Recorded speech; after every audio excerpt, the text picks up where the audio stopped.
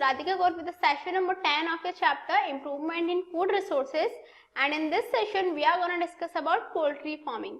तो poultry farming क्या होती है, क्या क्या उसमें हमें नीड पड़ती है, कैसे हम उसे एक बेटर वे में कर सकते हैं, वही हम इस सेशन में डिस्कस करने जा रहे हैं. So the thing is what poultry farming actually is. Actually, it is done to rear domestic fowl for production of eggs and chicken meats.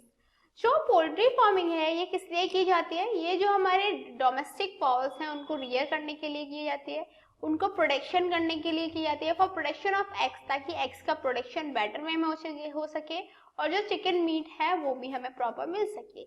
अभी यू नो इस time obviously almost half of population non vegetarian है, तो obviously eggs और chicken meets उनकी daily requirements हैं जो हमें एक बेटर प्रोटीन क्वांटिटी प्रोवाइड करती है ना चीपेस्ट वे. तो क्या होता है, एग्स और चिकन मीट यदि हमें एक प्रॉपर वे में चाहिए तो पोल्ट्री फार्मिंग को हमें मैनेज करके रखना पड़ता है, एक बेटर वे में हमें करना पड़ता है ताकि हमें ज़्यादा यील्ड मिले, ताकि हमें ज़्यादा बेटर मार्केटिंग वैल्यू मिले और ताकि जो कस्टमर्स हैं उनको एक बेटर क्वालिटी की जो चिकन है या एग्स है वो मिले. तो इसलिए जो प्रोटीन फार्मिंग है उसको एक हम परफेक्ट वे में करते हुए चलते हैं. For the improvement of poultry breeds, crossbreeding is done successfully between Indian and foreign breeds. जो पोल्ट्री ब्रीड्स हैं उनकी इम्प्रूवमेंट के लिए क्या किया जाता है, क्रॉस ब्रीडिंग की जाती है इंडियन ब्रीड्स और फॉरेन ब्रीड्स के बीच में. Clear that for the improvement of poultry breeds, cross breeding is done successfully between Indian and foreign breeds. Asil and Thai game is most popular breed of India. India में असल और Thai game दोनों ही काफी popular breed हैं India की. They provide high yield of meat and also is good egg layer. ये जो हमारी ब्रीड्स हैं इंडिया में ये हाई यील्ड प्रोवाइड करती हैं, मीट की हाई यील्ड प्रोवाइड करती है और साथ में इनकी जो एग लेयर होती है वो भी एक perfect and good egg layer बन के आती है. Clear that Aseel and Thai game is most popular breed of India. It provides high yield of meat and also is good egg layer. अब सिंपल है, यदि हमें मीट की हाई यील्ड मिल रही है, यदि बेटर क्वालिटी की मीट मिल रही है तो उसका मार्केटिंग वैल्यू भी ज़्यादा होगी, तो उसकी मार्केटिंग प्राइस ज़्यादा होगी और साथ ही साथ में हमें हाई यील्ड भी मिल रही है. तो क्या होगा, जो पर्सन है जो पोल्ट्री फार्म को मैनेज करके रखता है, जिसका भी पोल्ट्री फार्म है, दैट इज जो उसका ओनर है, उसे क्या होगा, ऑब्वियसली ज़्यादा से ज़्यादा बेनिफिट प्रोवाइड होगा और वो इकोनॉमिकली बैलेंस रहेगा. क्लियर. इसके साथ में white leghorn is very popular exotic breed as it provides long wide eggs and needs less feed for its maintenance. जो व्हाइट लेग हॉर्न है ये एक एक्सोटिक ब्रीड है, दैट इज फॉरेन ब्रीड है. ये लॉन्ग वाइट एग्स प्रोवाइड करती है और जो एग्स होते हैं काफी वाइड होते हैं, लॉन्ग होते हैं. अलॉन्ग विद दैट जो मेंटेनेंस होती है व्हाइट लेग हॉर्न के लिए, जो मेंटेनेंस होती है उसे बहुत कम मेंटेनेंस की रिक्वायरमेंट होती है. Clear that they needs less feed for its maintenance. जो व्हाइट लेग हॉर्न है वो अपनी मेंटेनेंस के लिए काफी कम फीड उन्हें चाहिए होती है. Clear that white leghorn is very popular exotic breed as it provides long wide eggs and needs less feed for its maintenance. These cross-breeding programs are focused on to develop desirable traits like quality and quantity of chicks. Simple है, ये जो cross breeding programmes होते हैं ये किस लिए होते हैं, ये इसलिए होते हैं ताकि जो चिक्स हैं, जो न्यूबॉर्न इन्फेंट्स हैं, जो भी हमारी पोल्ट्री फार्म्स में जो चिक्स हैं उनकी जो क्वालिटी है वो एक बेटर क्वालिटी हो और साथ ही साथ में उनकी जो क्वांटिटी है वो भी एक परफेक्ट हो. क्लियर दैट इज हमें क्वालिटी और क्वांटिटी दोनों में ही इम्प्रूवमेंट दिखे, दोनों ही इम्प्रूव हो. Along with that dwarf broiler parent for commercial चिक प्रोडक्शन. इसके साथ साथ जो ड्वार्फ ब्रॉयलर पेरेंट्स होते हैं उनका भी यूज होता है फॉर द कमर्शियल चिक production. Also, summer adaptation capacity or we can say tolerance to high temperature. जो चिक्स हैं वो ऐसे होने चाहिए जिन्हें समर एडेप्टेशन कैपेसिटी हो, दैट इज वो हाई टेम्परेचर को भी टॉलरेट कर पाए.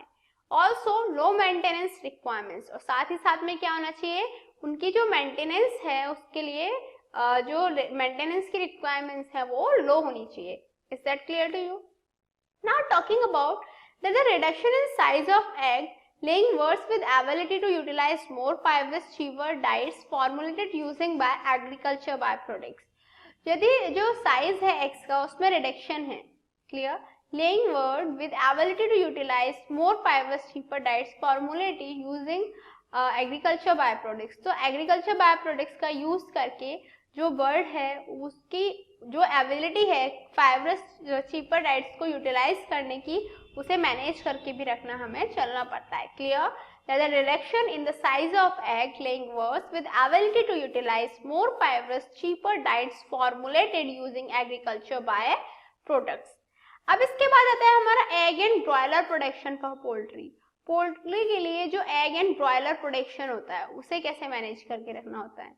Broiler chickens are fed with vitamin. जितने भी हमारे ब्रॉयलर चिकन्स हैं वो विटामिन के साथ फीड किए जाते हैं, विटामिन रिच सप्लीमेंट्रीज के साथ फीड किए जाते हैं. Vitamin rich supplementary feed for good growth rate and better efficiency.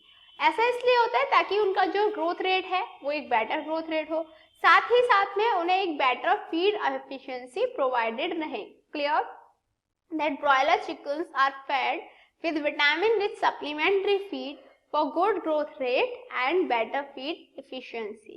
So care is taken to avoid mortality and to maintain feathering and carcass quality. इसीलिए केयर की जाती है to avoid mortality. Mortality को avoid करने के लिए care की जाती है and to maintain feathering and carcass quality. और जो feathering और carcass quality है उसको भी maintain करने के लिए केयर प्रोवाइड की जाती है. They are produced as broilers and sent to market for meat purpose. इन्हें क्या कहा जाता है, ये ब्रॉयलर्स की तरह प्रोड्यूस किए जाते हैं एंड आफ्टर दैट इनको मार्केट में सेंड किया जाता है फॉर द ऑब्वियसली सेलिंग के पर्पज से इन्हें मार्केट में सेंड किया जाता है ताकि जो मीट है वो पर्सन जो नॉन वेजिटेरियंस है उनकी मीट की रिक्वायरमेंट्स को फुलफिल करने के लिए इनको मार्केट में सेंड कर दिया जाता है. अब बात आती है मेंटेनेंस ऑफ द शेल्टर. जो शेल्टर है उसको हम मेंटेनेंस कैसे प्रोवाइड करते हैं. Proper cleaning and sanitation of the shelter. सबसे पहले रिक्वायरमेंट होती है हमें जो सैनिटेशन है शेल्टर का, जो सैनिटेशन है, जो क्लीनिंग है वो एक प्रॉपर हो. Clear that proper cleaning and sanitation of the shelter. Shelter को भी मेंटेन करके रखना पड़ता है क्योंकि जब तक शेल्टर मेंटेन नहीं होता तब तक हम एक better quality quantity better environment create नहीं कर सकते. तो सबसे पहले हमें proper cleaning and sanitation provide करनी है शेल्टर को. Second, maintenance of temperature and hygiene in the shelter. जो शेल्टर है उसमें हमें टेम्परेचर और हाइजीन को मेंटेन करके रखना है.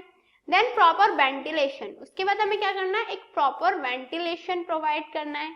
Clear that proper cleaning and sanitation of the shelter, maintenance of temperature and hygiene in the shelter, along with that proper ventilation, a large area of shelter to make it spacious. जो area है large area for shelter to make it spacious. Spacious बनाने के लिए जो हमारा shelter है उसका large area रहना चाहिए ताकि ऑब्वियसली लार्ज एरिया होगा तो उसके काफी अलग अलग फायदे होते हैं. तो जो शेल्टर हो वो एक लार्ज एरिया में हो ताकि जो पोल्ट्री फार्मिंग है वो हम एक परफेक्टली वे में कर पाए. Along with that, prevention and control checks to reduce disease and pest occurrence. उसके साथ साथ क्या होना चाहिए, हमें प्रिवेंशन प्रोवाइड करनी है, कंट्रोल प्रोवाइड करने हैं ताकि जो डिसीज है वो उन्हें हम रिड्यूस कर पाए, जो पेस्ट अकरेंस हैं उनसे भी हम रिड्यूस कर पाए. Clear that large area for shelter to make it spacious, prevention and control checks to reduce disease and pest occurrence. इसके बाद आती है poultry diseases and their prevention. Poultry में क्या डिसीज हो सकती हैं और उनके लिए हम क्या प्रिवेंशन यूज कर सकते हैं. Fungi creates aspergillosis. जो फंगी है वो पोल्ट्री में एक डिसीज क्रिएट करती है जिसको हम बोलते हैं aspergillosis. Virus creates fowl pox, Marek's disease, bird flu and dermatitis. जो वायरस है वो fowl pox, Marek's disease, bird flu and dermatitis create करते हैं. Bacteria creates diarrhoea, cholera and tuberculosis. जो वर्ड्स हैं उनमें यदि डायरिया, कोलेरा एंड ट्यूबरक्लोसिस होता है तो वो किसकी वजह से होता है, बैक्टीरिया की वजह से होता है. And parasites creates ascarids, sikelena, siplaria etcetera.